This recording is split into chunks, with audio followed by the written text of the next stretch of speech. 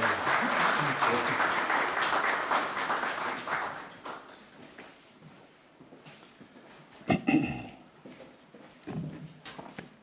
اللہ الرحمن الرحیم ایاک نعبد و ایاک نستعین. 2019 میں ایک اوورسیز پاکستانی جن کا نام عرفان علی تھا اور غالباً گریس سے انہوں نے پرائم منسٹر کے پورٹل پہ ایک میسج بھیجی، اور وہ میسج یہ تھی کہ انہوں نے کہا کہ یہ اتنا مشکل پروسیس ہے یہ پاور آف اٹرنی کا کہ ایک اوورسیز پاکستانی کے لیے بڑا ہی مشکل ہوتا ہے، اور ٹریول کرو اور پھر جاؤ اور پھر دیر لگتی تھی اور فزیکل پریزنس ہونی چاہیے تھی. تو اور جس طرح کہا گیا یہ چھوٹا نمبر نہیں ہر سال جس کو پاور اٹرنی چاہیے ہوتی ہے، کوئی 75,000 پاکستانیوں کو سالانہ یہ اس پروسیس سے گزرنا پڑتا تھا. تو اس نے یہ کہا کہ یہ آپ اس کو ڈیجیٹائز کیوں نہیں کرتے، ٹیکنالوجی کا استعمال کریں. اور اس نے پھر ایک تجویز دی میرے پورٹل کے اوپر. اس کے بعد یہ پروسیس شروع ہوا، اور اس کے بعد پھر جتنا نادرا کو بھی ایکٹ بھی چینج کیا گیا، اور آج ہم ادھر پہنچ گئے ہیں کہ ہم انہی پاکستانیوں کے لیے جو محنت کش پاکستانی جن کے اوپر ہمارا ملک چل رہا ہے آج، ان کی جو ریمیٹنسز ہیں تقریباً $30 ارب ریمیٹنسز بھیجتے ہیں ہر سال وہ، اور جو ہم ایکسپورٹ سے وہ جو گیپ پورا نہیں کر سکتے، ان کے پیسے کی وجہ سے آج ہم پاکستان ادھر کھڑا ہے. تو اس لیے مجھے آج خوشی ہو رہی ہے کہ ہم نے ان کے لیے ایک اور آسانی پیدا کی. اس سے پہلے بھی ہم نے کوشش کی تھی سکسیشن سرٹیفکیٹ، وہ بھی ایک بڑا لمبا پروسیس تھا، اس کے لیے بھی ہم نے ٹیکنالوجی کا استعمال کیا.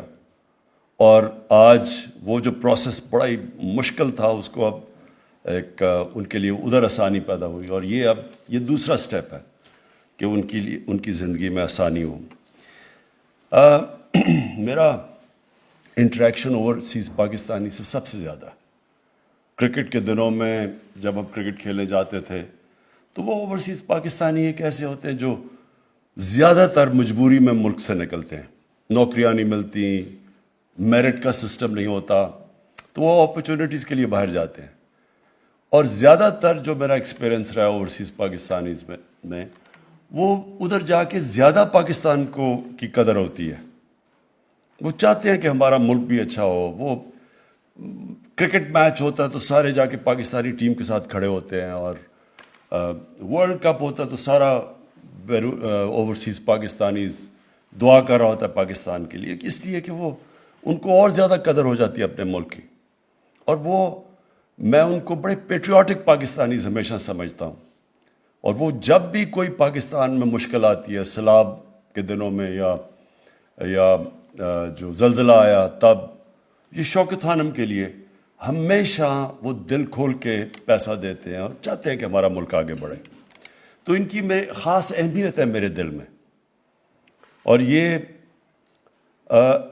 یہ وہ لوگ ہیں جو کہ ہمارا سب سے بڑا اثاثہ ہے. اگر ہم صحیح معنی میں ہمیشہ پولیٹکس میں آنے سے پہلے بھی یہ سوچا تھا کہ اگر ہم صحیح معنی میں اس اثاثے کو ٹیپ کر لیں تو ہمیں کوئی کسی IMF یا کسی کی قرضوں کی ضرورت نہیں ہے. لیکن بدقسمتی سے ہم نے کبھی ان کو اثاثہ نہیں سمجھا، اور ہم نے بجائے ان کی زندگی آسان کرنے میں ان کی زندگی میں مزید مشکلات پیدا کی. ہم نے ان کی جو انویسٹمنٹ، کیونکہ وہ بزنسز جب بھی وہ کرنے کی کوشش کرتے ہیں پاکستان میں ان کو زیادہ تر نقصان ہوتا ہے، کیونکہ وہاں ہمارا جو سسٹم بدقسمتی سے اس میں اتنی کرپشن آ چکی ہے، اور وہ اس سسٹم کے عادی ہو چکے ہیں جدھر کرپشن نہیں ہے. تو وہ جب یہاں آ کے کام کرتے ہیں ان کے لیے بڑا مشکل ہوتا ہے یہاں کام کرنا. اور وہ زیادہ تر جو میں میڈیم والوں کی بات کر رہا ہوں وہ کوشش کر کے وہ بیچاری بزنس فیل ہو کے واپس چلے جاتے ہیں، لیکن ترستے ہیں پاکستان میں آنے کے لیے.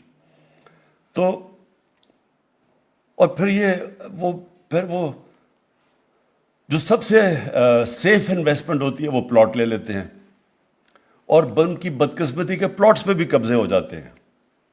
تو اس لیے ہم اتنے بڑا اپنا جو اس ملک کا اثاثہ ہے وہ اس کا پاکستان کو پوری طرح فائدہ ہی نہیں ہو سکتا.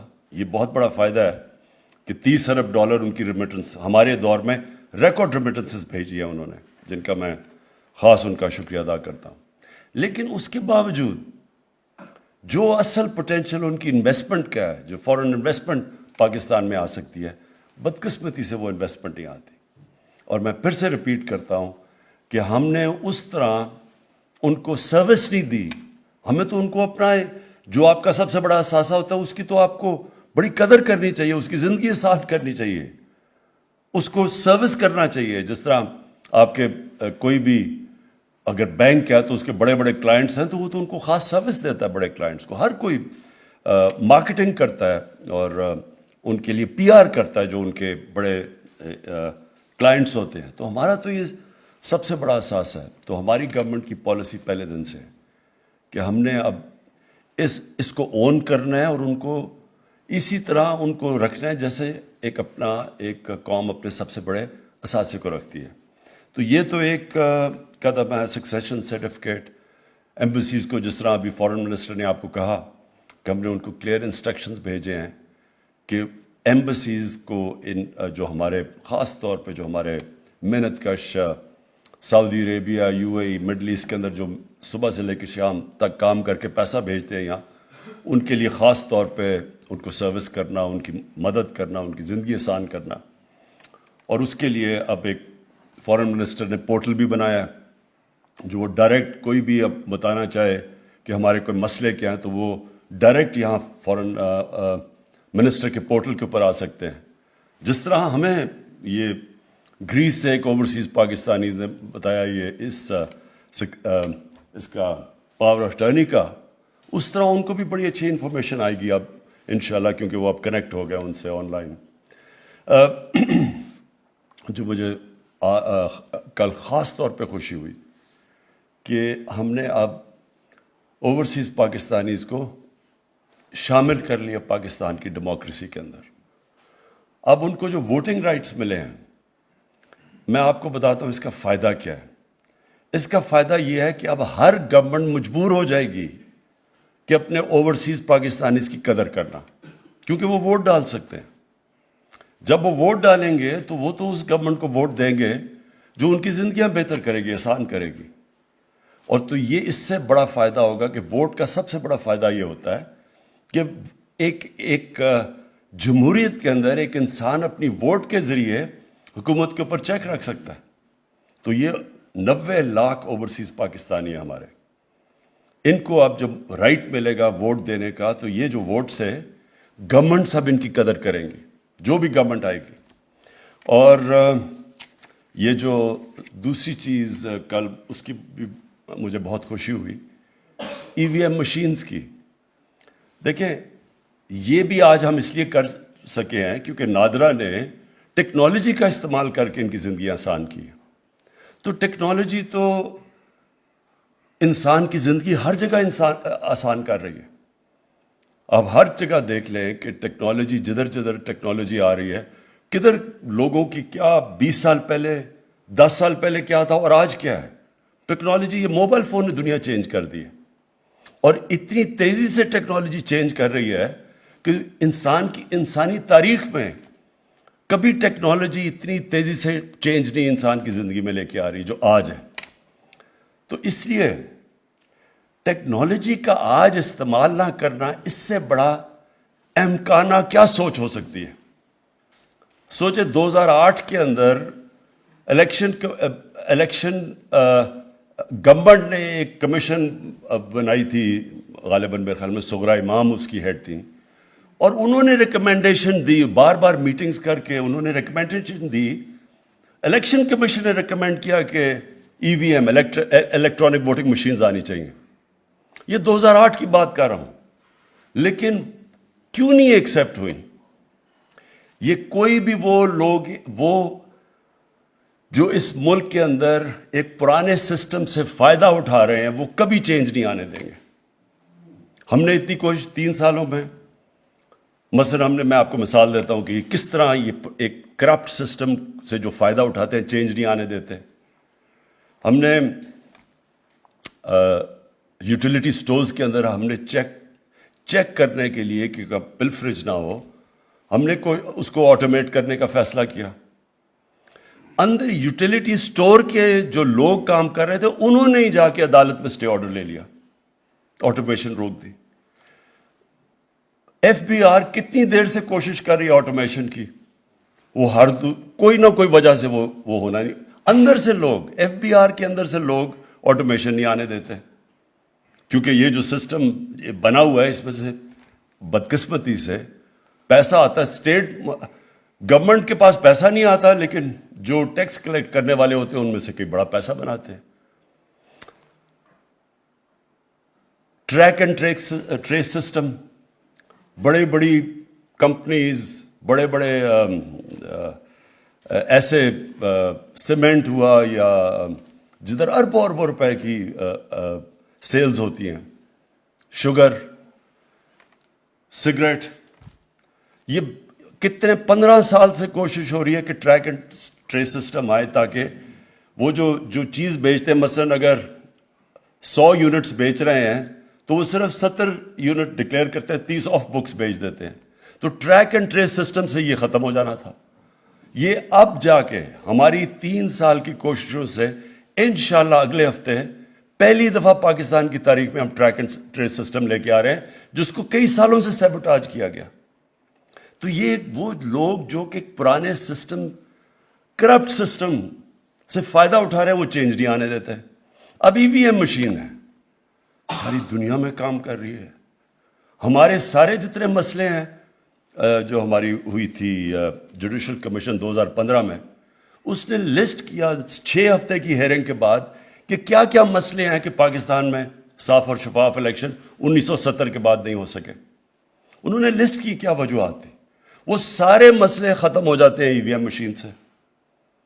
پچھلے الیکشن کے اندر 15 لاکھ ووٹ ضائع ہوئی، وہ اگر ای وی ایم مشین ہوتا تو 15 لاکھ ووٹ کاسٹ ہو جانی تھی. اس میں بہت بڑے فراڈ چلتے ہیں، جعلی ووٹس ہیں، مرے ہوئے لوگوں کی ووٹس انہوں نے درج کروائی ہوئی ہیں، یہ ساری اڑ جاتی ہیں جس دن ای وی ایم مشینز آئیں. تو ای وی ایم مشین سے ہمیں کیا فائدہ ہے؟ یہ ایسی ہے کہ جب میں کرکٹ میں 8 سال کوشش کی نیوٹرل امپائرز لانے کی، اب مجھے کیا فائدہ تھا نیوٹرل امپائرز کا؟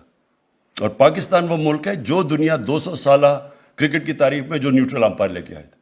ہم نے سینٹ الیکشن میں کہا کہ اوپن بیلٹ ہونی چاہیے، کیونکہ سب کو پتا ہے کہ سینٹ کے اندر پیسہ چلتا ہے، ووٹ خریدی جاتی ہے کیونکہ سیکرٹ بیلٹ ہے، خفیہ بیلٹ کے اندر پیسہ چل جاتا ہے، سب کو پتا ہے. 30 سال سے پیسہ چل رہا ہے.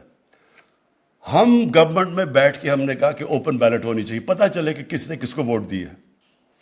یہ دونوں جماعتوں نے اس کے خلاف کھڑے ہو گئے. یعنی اس میں مجھے کیا فائدہ، ہماری پارٹی کو کیا فائدہ کہ اگر لوگوں کو پتہ چل جائے کس نے کس کو ووٹ دی ہے. تو یہ سارے وہ لوگ ہیں جو کرپٹ سسٹم کو بچا رہے ہیں.